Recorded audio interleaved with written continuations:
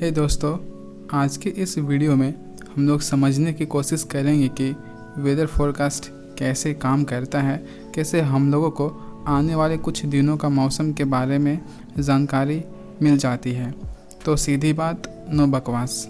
Weather forecast आने वाले कुछ घंटों और कुछ बाकी दिनों का मौसम के बारे में जानकारी देते हैं ताकि हम किसी भी प्रकार के खतरनाक मौसम से निपटने के लिए तैयार रह सकें। वैसे लोग जो मौसम के जानकारी को इकट्ठा करते हैं उन्हें मीटियोरोलॉजिस्ट यानी कि मौसम ज्ञानी के नाम से जाना जाता है।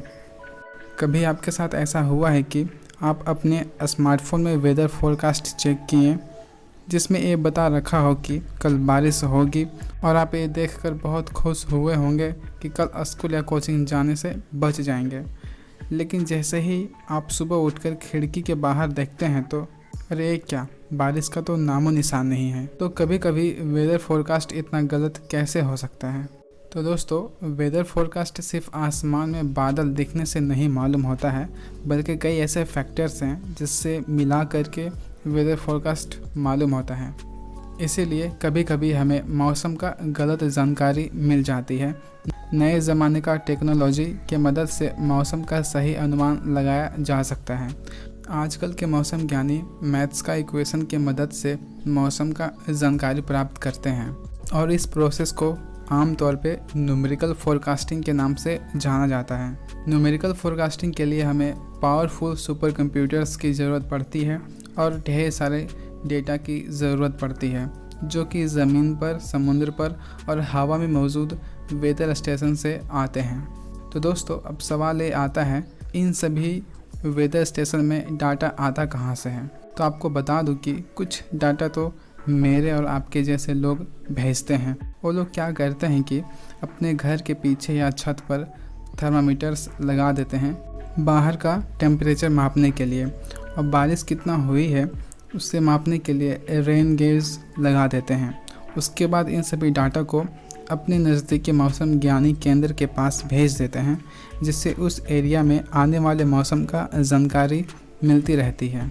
दोस्तों, ये तो हो गई किसी छोटे एरिया का वेदर फोरकास्ट के बारे में। अब समझते हैं कि पूरी दुनिया का वेदर फोरकास्ट कैसे मालूम होता है।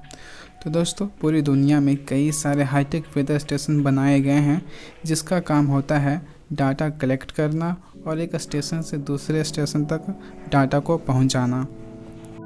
दोस्तों, इन सभी वेदर स्टेशन में कई तरह के टूल्स या डिवाइस होते हैं जिसकी मदद से हम बदलते हुए मौसम का जानकारी प्राप्त करते हैं।